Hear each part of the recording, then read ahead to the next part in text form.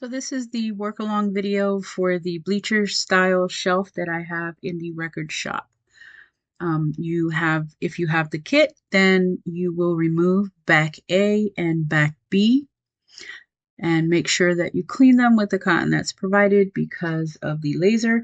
And you're going to glue these two pieces together. Now, you see this line here, you're not going to add any glue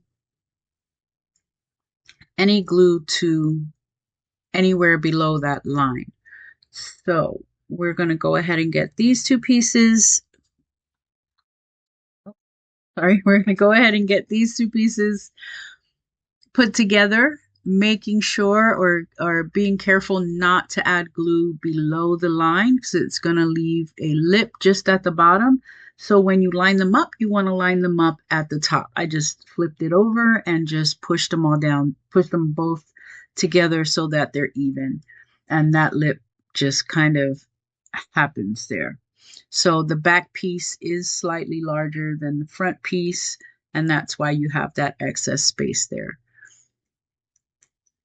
And you want to make sure that both of these pieces are pushed together really well. So if you have 1, 2, 3 blocks, you can use those to weigh it down. If not, a heavy hardcover book will work.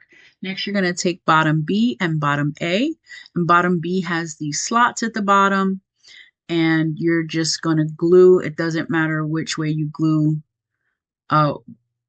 which one you put the glue on, because they're both the same size. But you do want to take the toothpick provided, and you want to make sure that these finer pieces, these thinner pieces at the bottom where the slots are, that they have enough glue on them. So it's real important that these pieces get glued. Now, the best way to do this is to make sure that the words face each other. I will make that mistake later on in this video where the words are not facing each other, or like I did with back A, that back A is supposed to be facing the other way. So next we're going to do the sides, and these are the L-shaped pieces, sort of the laying down L-shaped pieces. There's 5 altogether, but one of them is marked inside support. We're going to put that one aside for now, and we'll come back to that one later. What we're going to do with these are we're going to make 2 sets of 2. So we're going to glue 2 of them together, and we're going to make 2 sets of 2. And just like the other piece, make sure that they're nice and tight. Next thing we're going to do is we're going to take the leg pieces marked B. There should be 8 pieces all together, and we're going to make 4 sets of 2. So we're going to glue 2 B pieces together. Make sure that the B's face each other so that you don't see them in the project. Make sure they're nice and tight and leveled. It's important that they are even with each other. If they're not, it will show up in the project later. And what you should end up with is 4 pieces. Next, we're going to take the A piece, and that's the one with the little square hole in it. And we're going to glue that piece to one of the double glued pieces, B pieces. Make sure that the A is facing inside so that you don't see it on your project. I have done that several times where the letter is facing out. And now that you have 4 sets of 3 pieces glued together, we're going to take the pieces that are marked back leg supports, and there are 2 different leg support pieces. There are the shorter ones and the longer ones. So what I'm going to work with right here is the longer piece. And these are for the back leg supports. So again, with the toothpick, I'm going to put the glue on there because it's so much easier than using I don't have a precision nozzle glue bottle. I suppose I should get one because it would make my life much easier. However, the toothpick works just fine. It gets the glue on there, and toothpicks are really inexpensive, so they are disposable and it's okay. You're going to glue 2 pieces together, making sure that they're completely even and that there's no overhang once you get them glued together. After you glue those 2 together, after you glue those two together, we're going to glue the leg supports. So same thing like the back leg supports. I'm just going to get a bit of glue, put it on the leg support, and make 2 sets of 2. So there's 4 of them all together. You're going to glue 2 pieces together, and you're going to make 2 sets of 2. Again, same like the other ones. You want to make sure that they are completely lined up, because if they're not and they're uneven, then it won't work in the project later on down the road. The next thing we're going to do is we're going to build the entire base. And this is where that lip, where we start gluing that lip. So you want to make sure you get enough glue on there, because it's going to sit on top of the base, on top of the pieces that are marked bottom A and bottom B. And you want to make sure that there's enough glue so that it stays nice and sturdy. Okay, you're just going to just slide that in there. The next thing I'm going to do is I'm going to take the bottom piece, making sure that the slotted holes are at the bottom, and I'm going to just slide it up into that lip there. I hold it together for a little bit just to get it to dry just a little bit, but I do take the 1, 2, 3 blocks just so that I know that it's drying in an L shape and that it's not slanted in any way.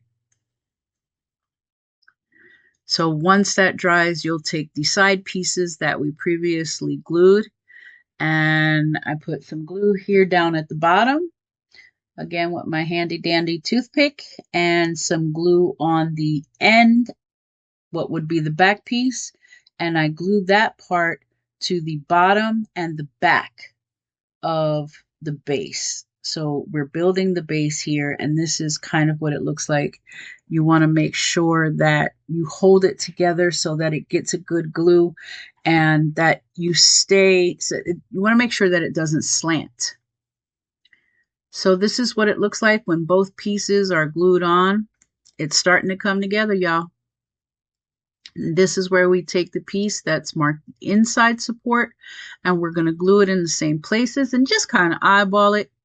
I just put it in there and just kind of eyeball it there so that we have all 3 L-shaped pieces glued together. Now the inside support is a single piece, not a double piece. And my slots are at the bottom, and that's where the legs are going to go. At this point, this is a good part. This is a good stage to paint the inside. So I'm going to paint the inside black because I'm going to do a base coat throughout the entire thing. My base coat is going to be black. But this is a good time to paint the inside. You don't have to paint the entire inside, but this is a good time to paint it, because once you get the shelves, the bottom and top shelves on there, it's going to be real hard to get a paintbrush in there to paint those pieces that are those parts where you'd be able, that you could see once the piece is all together. So I just paint everything black. Make sure I let it dry. On wood, I do have this shelf in wood as well, and on wood it dries pretty fast too. This is matte board. You don't have to worry about warping because everything is double glued. So that's really the only part that I paint, because you're not going to see the bottom part. Next, I take the piece that's marked front face, and I clean it off to get all the laser ash residue off of it. And this piece is going to go right up in there. Make sure you put glue on every edge that's going to touch each other. So that would be the bottom of that front face piece and the ends of those L pieces.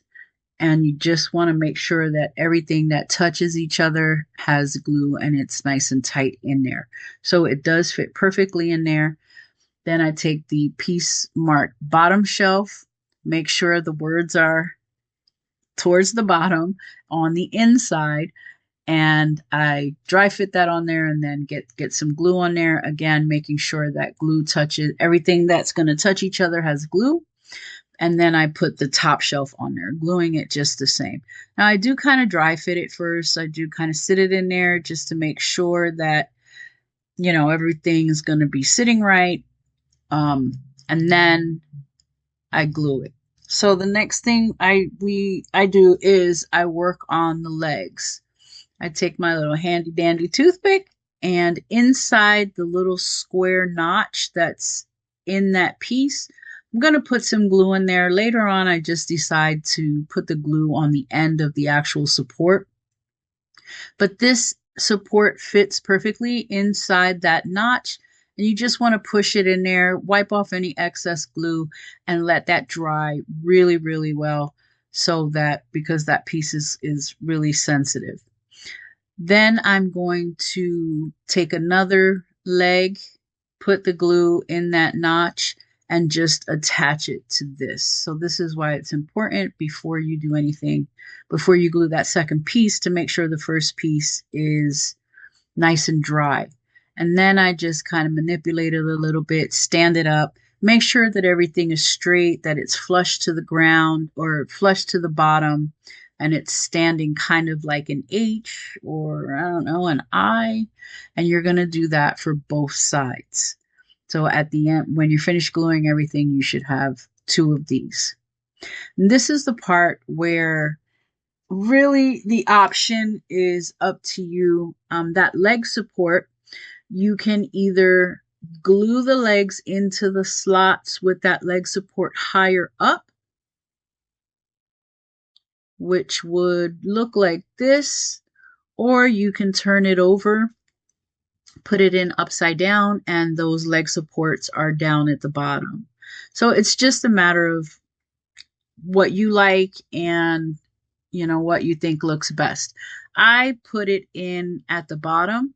So then you're going to put glue at the ends of the legs and slide them into those notches. And this is what it should look like. And again, make sure that that's dry before you even attempt to do anything, because otherwise it'll just warp and get all funky. So once you glue the second piece, the second set of legs in, this is what you got. And it's starting to come together, y'all. And I just, for drying time, I sit it standing upright, and I did put a couple little things on top to kind of weigh it down, just to make sure that it gets a good stick. So the longer piece leg supports, what you're going to do is you're going to put some glue along the bottom, the long edge side on the laser side, and then you're going to put some glue on the ends, and then you're going to slide it in there in between both legs. So it may seem like it's a little snug going down, but very gently push that down, because that's what's going to support those legs. So yes, it is a little snug, but it does fit, and you just very gently slide it down. It goes glued to the bottom part of the base and to the side of the legs. You just press that down in there and make sure that it's nice and glued and holding still. Next thing I'm going to do is I'm going to take the last remaining piece, and I'm going to put it aligned with the leg supports that I've already previously glued. And for this piece, you will see, depending on how you glue it and how even you put everything in, will determine whether or not you have to give it a little slice. I had to give mine a little slice, and I put some glue, just touch the glue on the end, and I aligned it with the supports that are already on there, so that it's even all the way around. And then I just waited for it to dry. And once all that is finished, this is your end result. And then comes the fun part, where I get to paint it and age it and distress it and do all the other fun, funky stuff that I'm really not super good at, but It's fun trying. I'm starting to learn a lot of different things about aging, making something look aged or even distressed. And so once you align that back support, this is what it will look like. And you don't have to align the back support. You can put it wherever you want, really. But in my opinion, it looked much better aligned. I'm going to start adding my base coat. My base coat is going to be black, and I'm going to make sure that I get these supports painted because you can see those little bits. Once the paint starts to dry, you can see everything that you missed. So I think I did do 2 coats of the base coat. I think I did, yeah.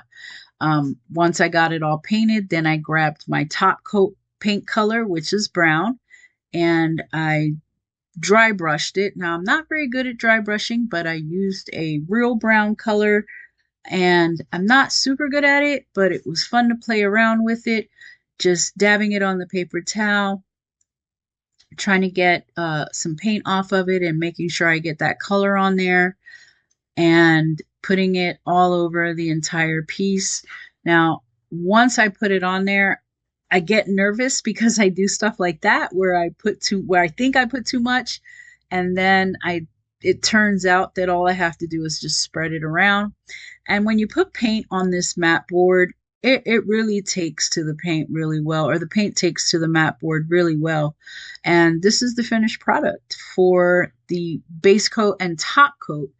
The next thing I'm going to do after I do all of that, and if you look closely, you'll see that those words, you can see them because I didn't face them to each other, the back A, back B, and all of that stuff. So make sure that you face all of those pieces together so that you don't see the wording. So what I'm going to try to do here for the aging, and I always start at the back in case I mess it up because I'm not really good at it, but I started taking, I think I used antique white, and I mixed it a little bit with the brown. Then I start getting nervous. I start wiping it off. But for the most part, I just kind of brushed it on the edges where I think it would scuff faster. And I'm going really, really easy here because I was super scared to do it. I think like this line here, I'm like, oh, that's too dark. But then I started doing the front and I started getting a little more confident and not so scared about, am I going to mess it up? But I am still being really careful not to add too much. At some point, I get brave, and that would be right here where I get brave and I'm like, you know what? I'm just going to go ahead and go for it. And I just, I went for it. I'm not sure if that was the right way to go with that, but you know, what's done is done, and you gotta learn how to forgive yourself for this stuff, man. There's no right or wrong way, right? And after I did all of that and I let it dry for a while, and I mean, it dries pretty fast, but after I did all of that, this is the finished product.